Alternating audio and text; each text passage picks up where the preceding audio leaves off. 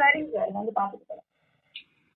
இல்லை முதலமைச்சர்கிட்ட ஒரு கையெழுத்து வாங்கணும். அதெல்லாம் காசு எடுக்குவாங்க நேரத்தில். அப்புறம் அவங்க நீங்கள் போயிட்டு அந்த சிலிப்பில் ஒரு கையெழுத்து வாங்கிக்கிறாங்க. நான் அப்போ போய் வந்து தான் அதை வந்தேன். எனக்கு 10 ரூபா வேணும். அதுதான் சொல்லிட்டு போகிறேன். நான் 2 மணி இல்லை 3 மணிக்கு வந்துடுறேன். இங்கே தான் பாணியில் தான் இருக்கும். ஹலோ சொல்லுமா. சொல்லுப்பா. ஃபோன் இப்போதான்ப்பா சரி பண்ணியே கையில் வாங்கினேன். இப்போ தான் நம்பர் வந்தால் தெரியலப்பா. நான் என்ன சொல்லத்துலேயே எனக்கே புரியலம்மா. நீ பண்ணத்த நேற்று என்ன சொன்னீங்க? 3 மணிக்கு கிளம்புவாமான்னு.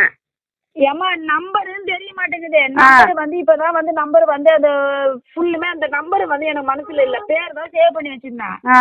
நம்பரு தெரியல. எந்த நம்பருன்னு தெரியாமையே இப்போ போய் சுருக்கால மறுபடியும் ஃபோனை கொடுத்து இப்போ எல்லாருமே பேர் வர மாதிரி ஏற்பாடு பண்ணிட்டேன்.